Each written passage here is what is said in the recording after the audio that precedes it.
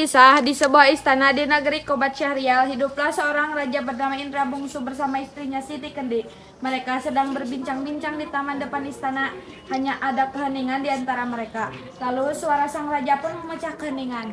Dinda, bagaimana kalau kita membangun taman baru di sini? Tapi Kakanda, ini juga kan taman. Tapi kan untuk anak-anak kita nanti. Ya sudah, serahkan padamu saja. Beberapa hari pun telah berlalu, taman pun telah jadi. Mereka pergi ke taman itu untuk melihat sekaligus berbincang-bincang. Adinda, mengapa ya sehingga saat ini kita belum dikaruniai seorang anak? Bersabarlah wahai Kakanda. Mungkin kita harus memperbanyak sedekah dan berdoa kepada Yang Maha Kuasa. Setelah mendengar ucapan sang istri, sang raja langsung bergegas mengundang rakyat untuk berkunjung ke istana dan melakukan doa bersama. Rakyat pun berbondong-bondong menuju istana.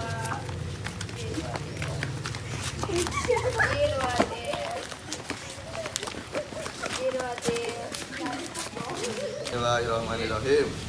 Allahumma dini fiman hadain, wa'afini fiman afain, waladi fiman tawalain, wabarik li fiman atain, wakini birahmatika man syaratu wa qadain, fa innaka taqdi wa la yu'da alain, wa innahu la yudilu man walain, wa la yu'inju man adain, tabarak rabbana wa ta'alain, walakal hamdu ala ma yu'da alain, astaghfiruka wa atubu ilaik. Wassalamualaikum ala sayyidina Muhammad nabiyyu ummiyu ali alihi wasallam. Beberapa bulan kemudian, sang ratu pun mengalami kram pada perutnya. Ya sudah, Dinda, istirahat dulu kamu di kamar.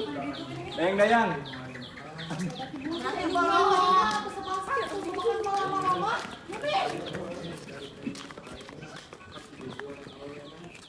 Yang dua, tolong panggilkan tabib ke istana.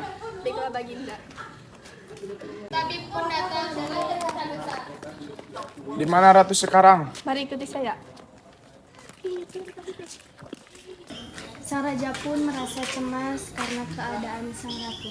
Beberapa lama setelah memeriksa sang ratu, tabib pun datang dan berkata, Yang mulia, ada berita yang menyenangkan. Apa itu? Ratu kini sedang mengandung, sedang menginjak 13 minggu. Alhamdulillah, aku sangat terharu. Beberapa bulan pun telah terlewati. Kini saatnya sang ratu melahirkan. "Oh Kakanda, perut kita masih sangat sakit." Oh, mungkin Adinda sudah waktunya melahirkan. Dayang, segera panggilkan tabib. Baik yang mulia. Tabib pun datang dengan tergesa-gesa. Di mana ratu sekarang? Di kamar, mari ikut saya. Beberapa saat kemudian terdengarlah suara tangisan bayi yang sangat nyaring. Raja pun menangis terharu di tempat dan mengucap syukur tiada henti. Putra pertama lahir dengan panah dan yang kedua dengan pedang. Lalu ia pun memberikan nama untuk kedua putranya.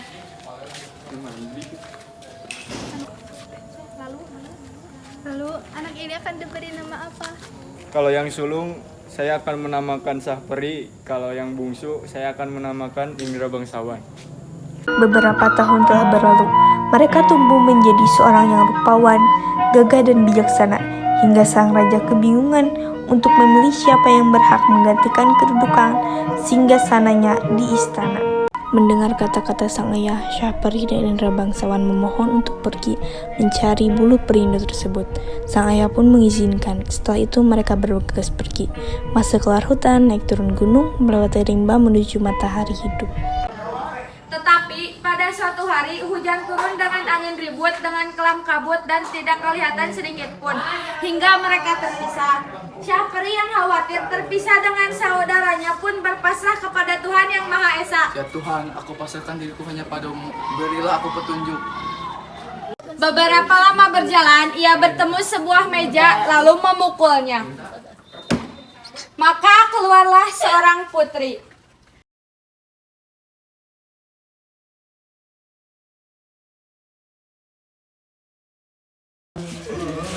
Siapa kamu?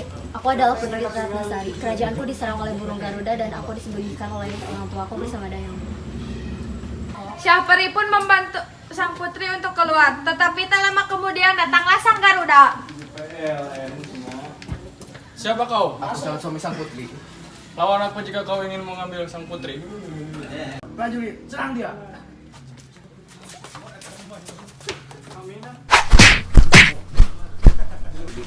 Tak lama kemudian akhirnya Garuda pun kalah. Putri Ratnasari terkagum-kagum melihat Syahperi membunuh Garuda dengan mudahnya juga. Setelah itu Syahperi pun menikahi Putri Ratnasari di depan para dayang-dayang.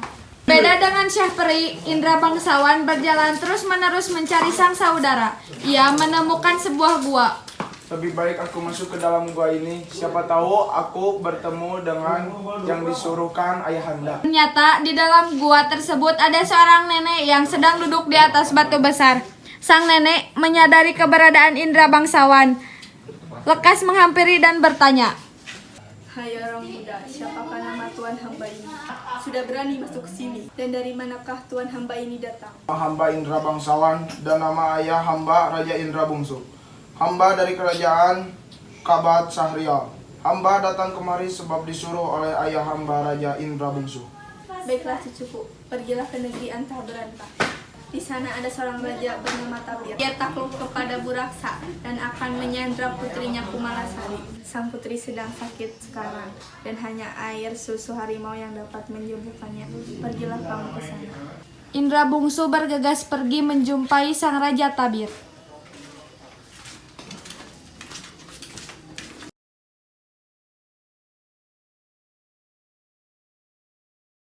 Barang siapa yang dapat membunuh Buraksa dan mendapatkan air susu harimau, maka akan kunikahkan dengan putriku Kumalasari. Aku harus bisa mengalahkan Buraksa itu dan mendapatkan air susu harimau itu. Sesampainya di hutan, ia menemukan seekor harimau yang baru melahirkan dan pastinya memiliki air susu. Akan tetapi, Hahaha, kenapa kau ada di sini? Aku menginginkan air susu itu. Jika menginginkan itu, lewati aku dulu.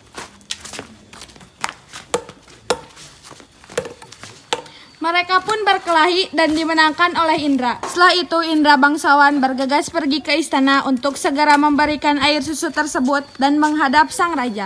Wahai sang raja, saya telah menemukan air susu yang kau minta. Berikan kepada tabibku.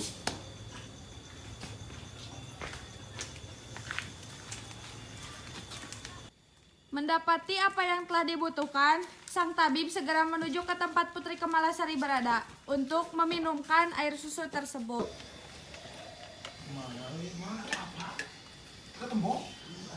Sang putri pun sadar.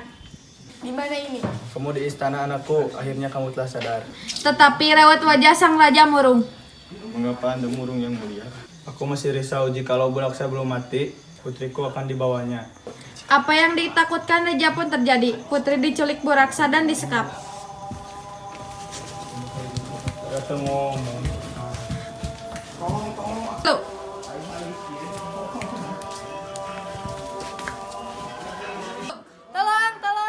Jangan berisik, aku akan pergi sebentar. Kemudian Indra bangsawan datang diam-diam dan mencampuri minuman Buraksa dengan racun.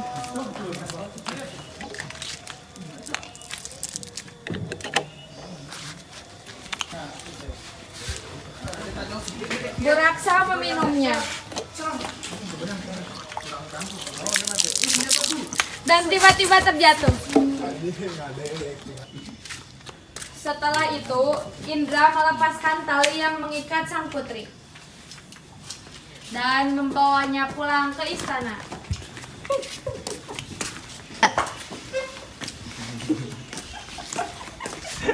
Sang raja pun berbahagia dan menepati janjinya untuk menikahkan Indra dengan sang putri Kemalasari. Setelah itu, Indra bangsawan dan putri Kemalasari hidup berbahagia karena Indra bangsawan diangkat menjadi raja.